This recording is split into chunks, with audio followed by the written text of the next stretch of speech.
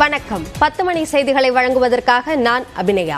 இன்றைய முக்கிய செய்திகளை வழங்குவதற்காக பல்வேறு இடங்களிலிருந்து நம்முடைய செய்தியாளர்கள் நேரலையில் இணைந்திருக்கின்றனர்.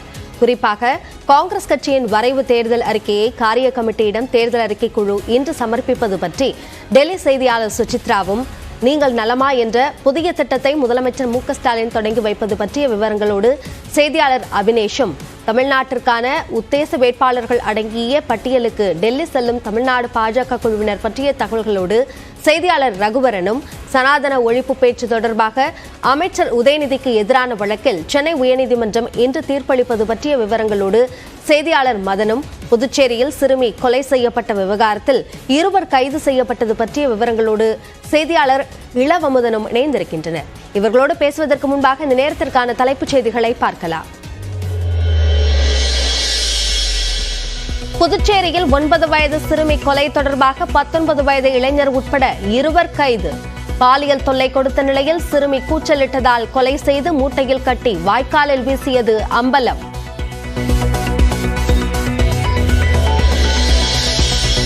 ஆபரண தங்கத்தின் விலை இன்றும் கிராமிற்கு 25 ரூபாய் உயர்வு.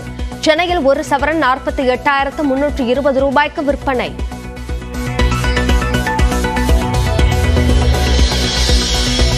நீங்கள் நலமா என்ற திட்டத்தை இன்று தொடங்கி வைக்கிறார் முதலமைச்சர் மு க ஸ்டாலின். அரசின் திட்டங்கள், கோரிக்கைகள் நிறைவேறியதா என மக்களிடம் நலம் விசாரித்து செயல்படுத்த நடவடிக்கை.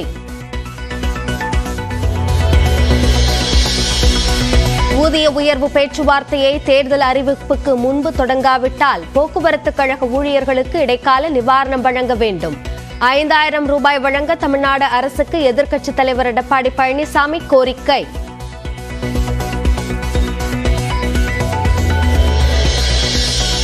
குஜராத்தில் இருந்து போதைக்காக நாமக்கல் மாவட்டம் குமாரபாளையத்திற்கு கொரியரில் வரவழைக்கப்பட்ட மாத்திரைகள். நீரில் கரைத்து போதை ஊசியாக பயன்படுத்திய 15 பேர் கைது. நாடு முழுவதும் மக்களவைத் தேர்தலில் போட்டியிடும் பாஜகவின் 2வது கட்ட வேட்பாளர்கள் பட்டியல் இந்த வாரம் வெளியாக வாய்ப்பு. தமிழக பாஜக வேட்பாளர்களை இறுதி செய்ய எல் முருகன், அண்ணாமலை காலை 11 மணிக்கு டெல்லி பயணம். மக்களவைத் தேர்தல் தேதியை மார்ச் 14 அல்லது 15ஆம் தேதி தேர்தல் ஆணையம் அறிவிக்க வாய்ப்பு. முதற்கட்ட வாக்குப்பதிவு ஏப்ரல் 2வது வாரத்தில் நடைபெறலாம் என்றும் தகவல்.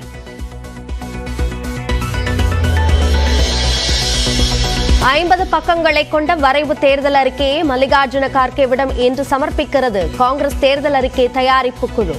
சாதிவாரி கணக்கெடுப்பு நடத்துவது, அக்னிபத் திட்டம் ரத்து உள்ளிட்ட அம்சங்கள் இடம்பெற்றிருப்பதாக தகவல். 300 மக்களவை தொகுதிகளுக்கான முதற்கட்ட வேட்பாளர் பட்டியல் தயார். இந்த வாரம் வெளியாக வாய்ப்புள்ளதாக நியூஸ் 18 வணக்கம் தமிழ்நாடு நிகழ்ச்சியில் காங்கிரஸ் மூத்த தலைவர் நாராயணசாமி தகவல். 3 தொகுதிகளை கேட்கும் விடுதலை சிறுத்தைகள் கட்சிக்கு 2 தொகுதிகள் மட்டுமே வழங்க திமுக முன்வந்துள்ளதாக தகவல். 2லும் தனி சின்னத்தில் போட்டியிடுவதை ஏற்றுக்கொண்டதாகவும் தகவல். சனாதனத்தை ஒழிக்க வேண்டும் என்று பேசிய விவகாரம். அமைச்சர்கள் உதயநிதி, சேகர்பாபு மற்றும் ராசா எம்பிக்கு எதிராக இந்த முன்னணி தொடர்ந்த வழக்கில் இன்று தீர்ப்பளிக்கிறது உயர்நீதிமன்றம்.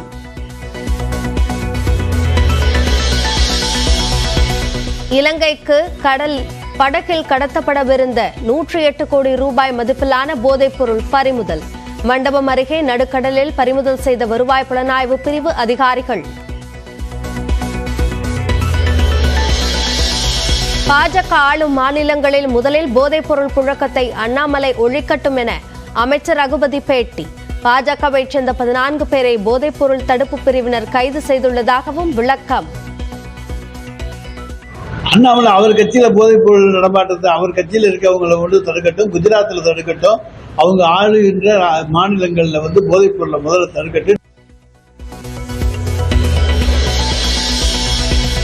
உலகம் முழுவதும் முடங்கிய பேஸ்புக், இன்ஸ்டாகிராம். சுமார் 1 மணி நேரத்திற்கும் மேலாக செயலிகள் செயல்படாததால் அவதிக்குள்ளான பயனாளர்கள்.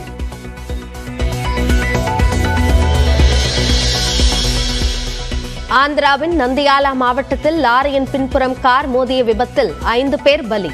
திருப்பதியில் சாமி தரிசனம் முடித்துவிட்டு ஹைதராபாத் திரும்பிய போது நிகழ்ந்த சோகம்.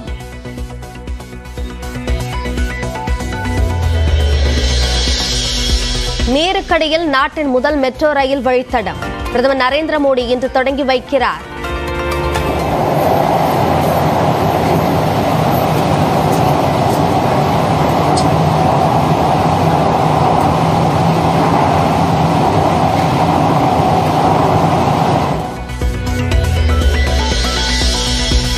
சேப்பாக்கத்தில் பயிற்சி மேற்கொண்டு வரும் சிஎஸ்கே வீரர்களை சந்தித்த கேப்டன் தோனி சிங்கம் குகைக்கு வந்துவிட்டதாக மிரட்டல் பதிவை வெளியிட்ட சிஎஸ்கே நிர்வாகம்.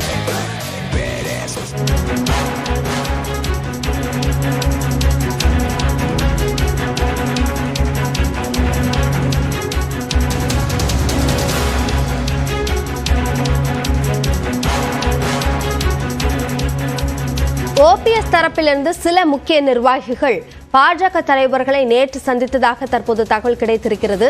கூடுதல் விவரங்களை நம்முடைய சிறப்பு செய்தியாளர் வேல்முருகனிடம் கேட்கலாம். வேல்முருகன், யாரை சந்தித்திருக்கிறார்கள்? கூட்டணி குறித்த முடிவுகள் ஏதேனும் இறுதியாக இருக்கா? அபிநயா, தொடர்ச்சியாக தற்பொழுது இந்த தேர்தல் குழுவானது கடந்த ஒரு வாரத்திற்கு மேலாக பாஜகவின் சார்பில் அமைக்கப்பட்ட குழு பல கூட்டணி கட்சி தலைவர்களை சந்தித்திருக்கிறார்கள். தமிழ் மாநில காங்கிரஸ், அதே போல ஏசி சண்முகம், பாரிவேந்தர், ஜான் பாண்டியன் உள்ளிட்ட பல நிர்வாகிகளை சந்தித்தாலும் கூட தற்பொழுது வரைக்கும் ஓபிஎஸ் அணியின் சார்பிலிருந்து யாரையும் சந்திக்காமல் இருக்கக்கூடிய சூழல்ல இது தொடர்பாக பல்வேறு ரகசியமான சந்திப்புகள் என்பது நடைபெற்று வருவதாக கூறப்படுகிறது. அந்த அடிப்படையில குறிப்பாக பாஜகவின் சார்பில் ஒரு முக்கியமான கருத்தை ஓபிஎஸ் தரப்பிடம் தெரிவித்து வருகிறார்கள். உறுதியான சின்னம் தற்போது ஓபிஎஸ் அணியிடம் இல்லாத காரணத்தினால தற்போது தாமரை சின்னத்துல நீங்கள் போட்டியிட வேண்டும் என்ற நிர்பந்தத்தை கொடுத்திருப்பதாக கூறப்படுகிறது. இதன் அடிப்படையிலேயே தொடர்ச்சியாக தற்பொழுது ஓபிஎஸ் அவர்கள் இந்த குழு சந்திப்பு என்பது தாமதமாவதாக கூறப்படுகிறது. இந்த நிலையில நேற்று ஓபிஎஸ் தரப்பிலிருந்து ஒரு நிர்வாகி நேரடியாக பாஜகவினுடைய தலைவரை நேரடியாக சந்தித்ததாக பாஜகவினுடைய மேல்மட்ட தலைவர்களை சந்தித்ததாக கூறப்படுகிறது. அந்த சந்திப்பின் பொழுது தாமரை சின்னத்தில் போட்டியிட வாய்ப்பில்லை என்ற ஒரு கருத்தை தற்போது தெரிவிக்கப்பட்டதாக கூறப்படுகிறது. குறிப்பாக தாமரை சின்னத்தில் போட்டியிடுவதன் காரணமாக தொடர்ந்து அதிமுகவை தங்களுடைய பக்கம் நாங்கள் தான் அதிமுக என்று சொல்ல முடியாத அளவுக்கு ஒரு சூழல் ஏற்படும். எனவே தாமரை சின்னத்தில் போட்டியிட வாய்ப்பில்லை என்று தலைமையிடம் கூறும்படி தெரிவிக்கப்பட்டிருக்கிறது. இந்த அடிப்படையில் இன்று செல்லக்கூடிய இந்த டெல்லி குழு இந்த விவகாரம் தொடர்பாக டெல்லியினுடைய மூத்த பாஜக தலைவர்களிடம் இது தொடர்பாக ஆலோசிக்கப்பட வாய்ப்பு இருப்பதாக கூறப்படுகிறது. அதற்கு பிறகு ஓபிஎஸ் பாஜகவினுடைய தேர்தல் குழு சந்திப்பு என்பது உறுதி செய்யப்பட வாய்ப்பு இருப்பதாக தற்போது ஒரு அண்மை தகவல் கிடைத்திருக்கிறது. அபிநயா, விரிவான விவரங்களுக்கு நன்றி வேல்முருகன். மக்களவை தேர்தல் தேதி அடுத்த வார மத்தியில் வெளியாகலாம் என கூறப்படும் நிலையில் 7 கட்டங்களாக வாக்குப்பதிவு நடக்க வாய்ப்புள்ளதாக தகவல்கள் தெரிவிக்கின்றன.